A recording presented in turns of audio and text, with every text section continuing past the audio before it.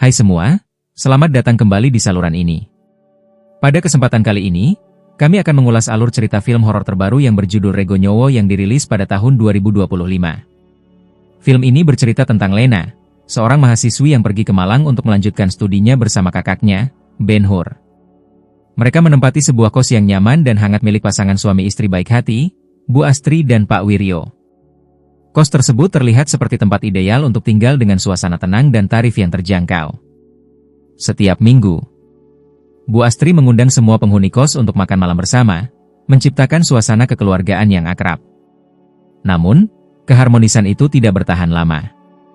Ketika salah satu penghuni kos mengalami mimpi aneh dan meyakini bahwa kos tersebut dihuni makhluk halus, bahkan menyebut adanya pocong yang menggantung. Lena dan penghuni lainnya awalnya skeptis. Namun, segalanya berubah ketika Lena sendiri menyaksikan peristiwa yang mengerikan dan sulit dipahami. Bagaimana kelanjutan cerita ini?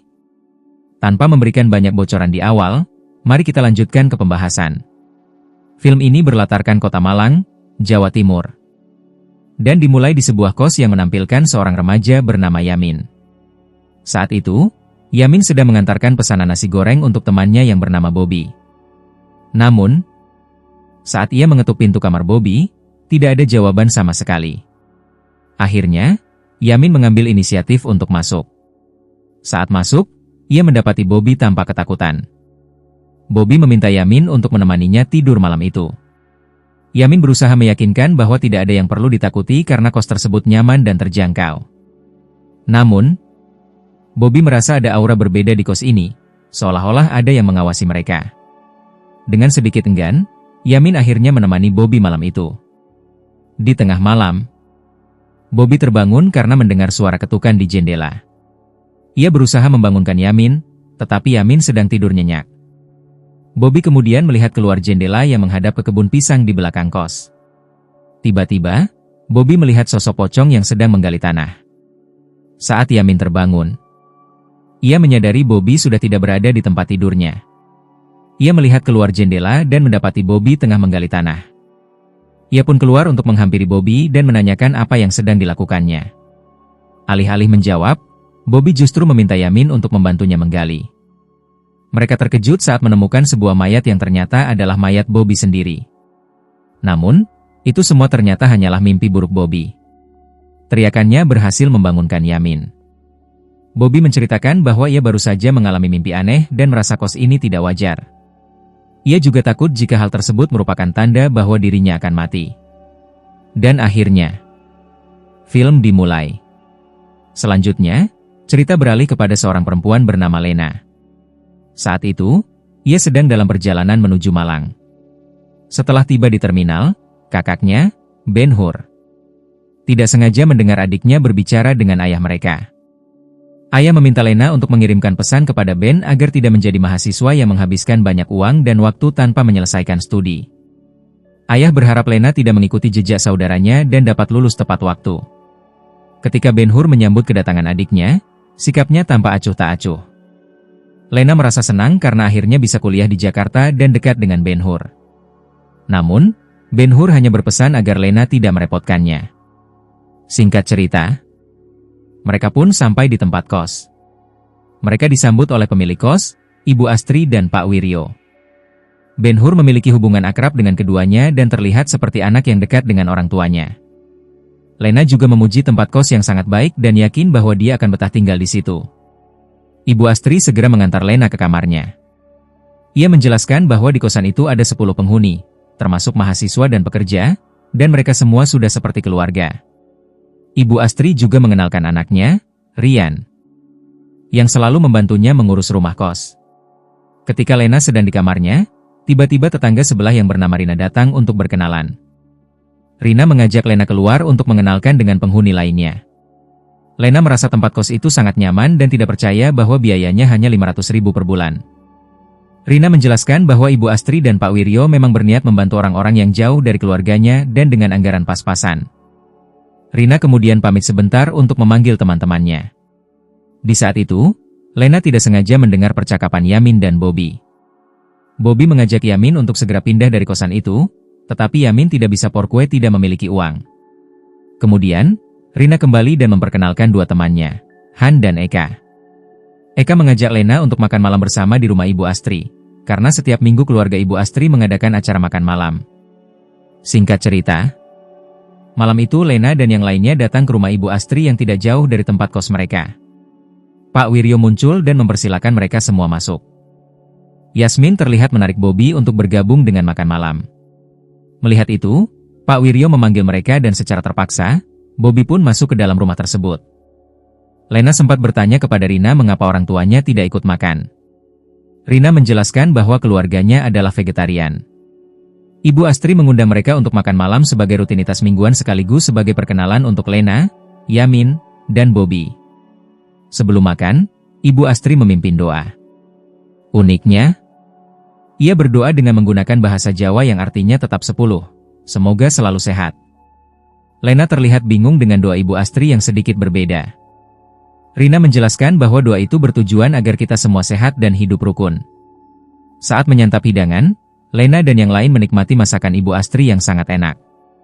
Namun, berbeda dengan Bobby yang tiba-tiba merasa mual dan memuntahkan makanannya, lalu berlari keluar dari rumah. Yamin menyebutkan bahwa kemungkinan Bobby mengalami masalah lambung karena dia belum makan sebelumnya. Ia pun mengikuti Bobby keluar. Setelah itu, mereka melanjutkan makan kembali.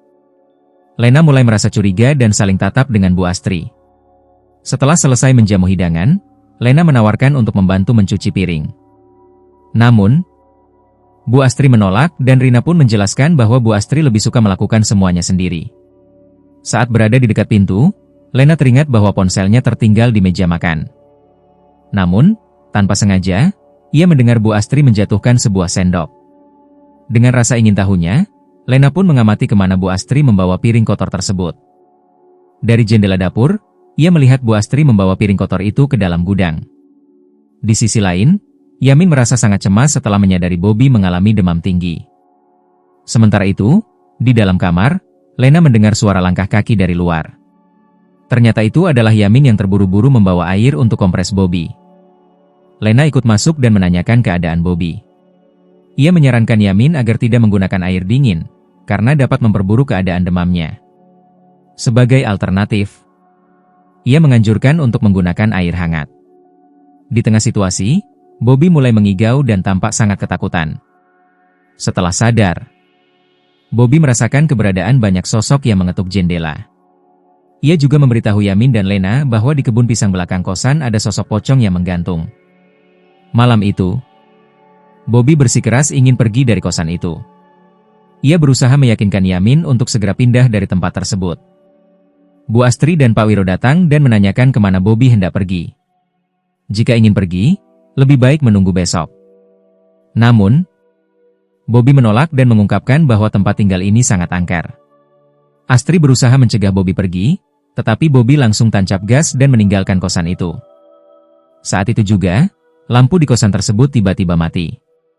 Anehnya, setelah Astri menghembuskan napas, lampu kembali menyala. Astri segera bergegas menemui Rian di kamarnya dan menemukan Rian mengalami kejang-kejang. Tangan Rian juga mulai bengkak. Keesokan harinya, Lena terbangun dengan rasa nyeri akibat datang bulan. Ia pergi ke kamar Rina untuk meminta obat pereda nyeri. Anehnya, Rina juga merasa tidak enak badan, yaitu demam.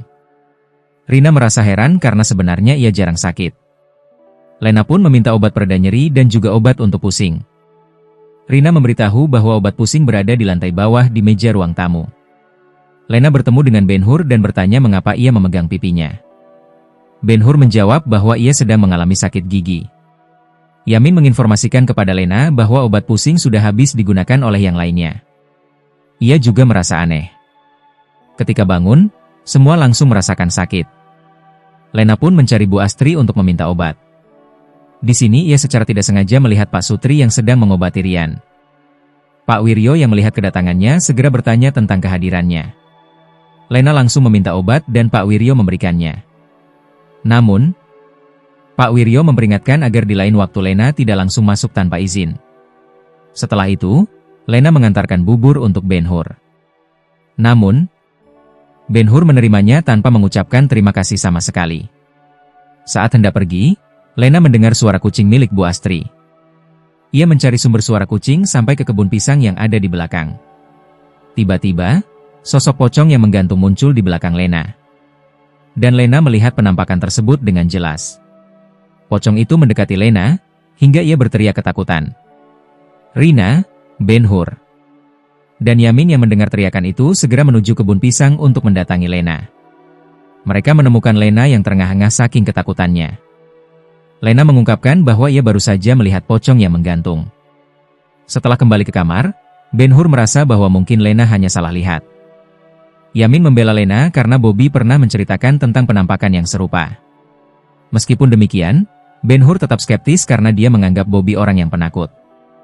Ia sudah tinggal di kos itu selama 6 tahun dan tidak pernah mengalami masalah apapun. Setelah itu, Rina mengajak Lena untuk beristirahat di kamarnya. Rina yang masuk ke kamar mandi mulai merasakan teror.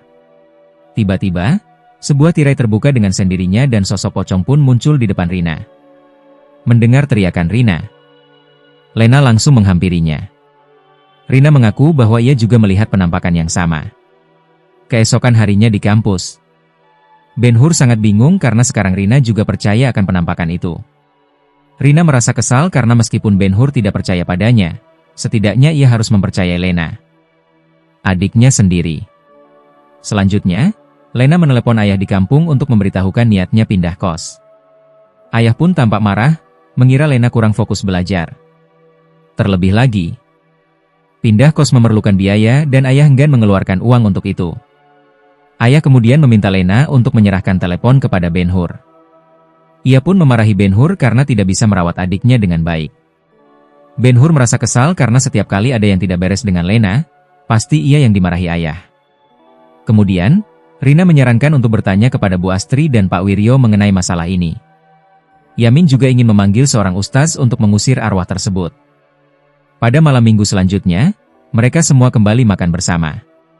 Eka menanyakan kepada Rian, "Kemana? Kenapa tidak ikut makan?" Pak Wiryo menjelaskan bahwa Rian sedang tidak enak badan. Bu Astri meminta tolong kepada mereka semua agar jumlah penghuni kos bisa genap menjadi 10 orang. Rina kemudian memberitahu Bu Astri bahwa ia ingin mengundang seorang ustaz ke kos tersebut, tetapi Bu Astri membentaknya dan tidak setuju serta meminta mereka kembali ke kamar. Di sini, Lena menawarkan diri untuk membantu mencuci piring. Namun Bu Astri menolak lagi dengan alasan ia tidak ingin piringnya disentuh. Rina mulai merasa bingung mengapa ibu akhir-akhir ini sering marah. Lena bertanya, "Ibu, kalau mau cuci piring harus ke gudang belakang ya?" Lena lalu mengajak Rina untuk mengintip Bu Astri yang membawa piring-piring kotor itu ke dalam gudang. Menurut Rina, gudang itu adalah tempat untuk menyimpan barang-barang yang tidak terpakai dan selalu terkunci. Saat Bu Astri pergi, Rina mencoba masuk ke tempat tersebut. Tetapi pintu sudah dikunci oleh Bu Astri. Mereka berdua tanpa sengaja mendengar suara misterius dari dalam. Karena merasa ketakutan, mereka memilih untuk kembali ke kos. Mereka saling bertanya-tanya tentang suara yang baru saja mereka dengar. Rina mencoba untuk memastikan, tetapi Lena mencegahnya. Lena meminta Rina untuk tidur di kamarnya malam itu. Tepat pada tengah malam, sekitar pukul 12, Rina diam-diam berencana memasuki gudang itu. Dengan memanfaatkan palu dan alat pengungkit, ia berhasil membuka pintu yang terkunci. Di dalam, ia melihat sosok pocong yang menghadap ke arah lain. Pocong itu tampak sedang menikmati sisa-sisa makanan di piring kotor. Pocong tersebut menyerang Rina sehingga ia tak bisa bergerak, seolah merasa tertekan. Keesokan harinya, Lena mengetuk pintu kamar Rina untuk memberitahu bahwa ia tidak akan mengikuti kelas pagi ini. Namun, karena tidak mendapatkan jawaban, ia pun mengintip melalui jendela. Lena sangat terkejut saat melihat Rina sudah tidak bernyawa. Semua orang merasa tak percaya Rina bisa meninggal begitu cepat. Setelah dilakukan penyelidikan, hasilnya menunjukkan bahwa Rina meninggal karena serangan jantung. Keesokan harinya, Lena dan Yamin pergi ke rumah Ibu Astri dan Pak Wiryo. Lena menceritakan bahwa sebelumnya ia dan Rina mendengar suara aneh dari dalam gudang. Bu Astri berpendapat, mungkin itu hanya tikus. Tetapi, Lena membantah bahwa suara itu tidak terdengar seperti tikus. Lena hanya ingin mengetahui apa yang terjadi di sana. Mengapa ibunya sering membawa alat makan ke gudang? Lena memikirkan hal yang sama seperti Rina. Ia khawatir tentang Rina yang berani masuk ke gudang sendirian, melihat sesuatu dan akhirnya mengalami serangan jantung. Namun, ibunya menegaskan bahwa tempat itu hanyalah gudang biasa yang digunakan untuk mencuci piring kotor. Ibu dan bapak kemudian segera menghampiri Rian yang terdengar merintih kesakitan. Lena dan Yamin juga sempat mengintip. Beruntung mereka cepat pergi sebelum tertangkap oleh Pak Wiryo. Yamin tidak mengerti mengapa Rian tidak dibawa ke rumah sakit. Malam harinya, bapak pergi ke tempat ibadahnya dan berkata, "Ini sudah waktunya." Sementara itu, Yamin mengirimkan email kepada Bobby, di mana ia menceritakan berbagai keanehan di kos. Termasuk penyakit yang diderita Rian, tingkah aneh kedua orang tua, dan semua orang yang selalu sakit. Setelah itu, saat Lena bersantai, ia mendengar suara dari dapur rumah Ibu Astri. Ketika mengintip dari jendela, ia melihat Ibu Astri sedang memotong daging tikus. Lena akhirnya menyadari bahwa rawon yang selama ini dinikmati ternyata terbuat dari daging tikus. Lena kemudian pergi ke kamar Ben-Hur untuk memberitahunya bahwa ibunya menyajikan daging tikus untuk mereka semua. Ben-Hur pun tidak percaya. Ia merasa tidak mungkin ibunya melakukan hal semacam itu. Mungkin Lena hanya salah lihat. Lena mulai merasa kesal. Mengapa Ben-Hur selalu meragukan apa yang dia katakan? Akhirnya, Ben-Hur berkomentar bahwa ia merasa lebih nyaman tinggal di kos tersebut, karena Ibu Astri dan Pak Wiryo lebih perhatian padanya dibandingkan ayahnya sendiri. Ia bahkan berharap agar tidak segera lulus agar bisa tinggal lebih lama di kos itu. Dan kehadiran Lena saat itu mengganggu ketenangan yang dijalaninya.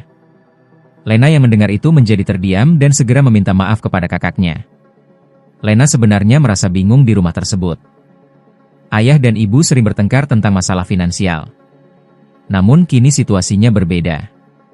Karena ibu sedang mengidap penyakit kanker. Ibu tidak ingin Ben-Hur mengetahui hal ini.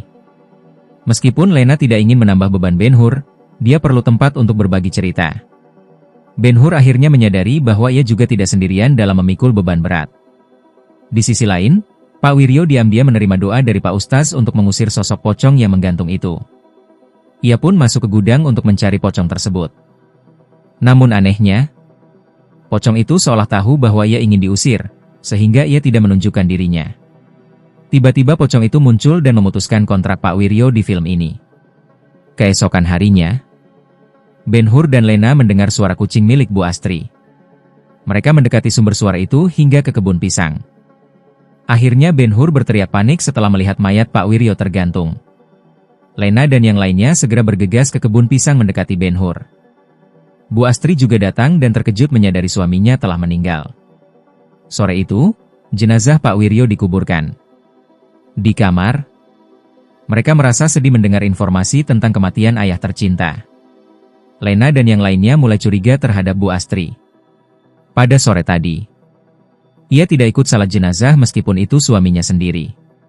Selain itu, Bu Astri tidak pernah melaksanakan salat dan bahkan berpuasa di bulan Ramadan.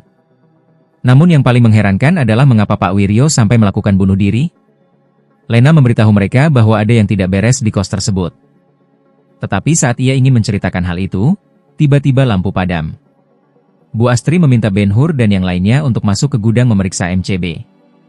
Ketika saklarnya ditekan, anehnya, tak lama kemudian lampu kembali padam. Saat ditekan lagi, kali ini lampunya berubah menjadi mode diskotek. Sosok pocong akhirnya muncul di depan mereka berempat. Bu Astri sendiri tampak ketakutan meskipun jelas sosok itu adalah piaraannya. Untungnya, mereka semua bisa keluar sebelum mengalami nasib sama seperti Rina dan Pak Wiryo. Sementara itu, Hani dan Nadia yang ingin menyusul tiba-tiba diteror oleh sosok pocong yang mirip. Mereka masuk ke kamar dengan ketakutan, membuat Lena dan Dela menjadi bingung. Dela yang kurang percaya membuka pintu dan melihat sosok menakutkan itu. Mereka berempat pun memutuskan untuk keluar melalui jendela. Lena dan yang lainnya pun tiba dan memberitahu bahwa mereka baru saja melihat pocong. Karena tidak tahan lagi, sebagian besar dari mereka memutuskan untuk pindah tempat kos. Yang kini tinggal hanyalah Lena, Ben-Hur, dan Yamin. Yamin menghubungi ibunya dan memohon ingin kembali ke Jakarta, namun ibunya melarangnya. Terlebih lagi, Yamin sudah berada di semester terakhir. Lena menerima pesan dari Hani yang menginformasikan bahwa dia menemukan tempat kos yang kosong dan Aryo bersedia untuk membayar sewa terlebih dahulu. Ben-Hur bertanya kepada ibunya mengenai apa yang sebenarnya terjadi di tempat ini. Ibunya pun tidak tahu, tetapi dia berharap Ben-Hur tidak meninggalkannya sendirian. terutama karena Rian sedang sakit. Oleh karena itu, Lena menyarankan agar Bu Astri memanggil seseorang yang dapat menyelesaikan masalah ini. Sekali lagi, Bu Astri menolak. Apalagi jika harus memanggil seorang ustaz. Setelah itu, Bu Astri pergi untuk mengunjungi kenalannya. Di malam hari, Bobby menelepon Ben-Hur. Dia meminta mereka bertiga untuk segera pergi karena ternyata ada ilmu hitam yang digunakan di tempat ini. Bobby baru saja kembali dari kampung dan setelah dirinya diruqyah. Pak Ustaz mengungkapkan bahwa dia terkena ilmu hitam dari kosan itu. Bobby pun meminta semua untuk bersiap-siap, dan saat ini dia sedang menuju ke sana untuk menjemput mereka bertiga. Namun, saat mereka mulai berkemas, tiba-tiba seseorang membius Yamin hingga pingsan. Ben-Hur yang keluar melihat Yamin terjatuh dan berusaha untuk membangunkannya. Namun, orang yang sama memukul Ben-Hur hingga pingsan juga. Orang tersebut adalah Bu Astri. Bu Astri menemui Lena dan menanyakan tujuannya. Tiba-tiba, Lena pun dipukul hingga pingsan. Saat mereka sadar kembali, ibu membawa makanan berupa rawon untuk mereka bertiga.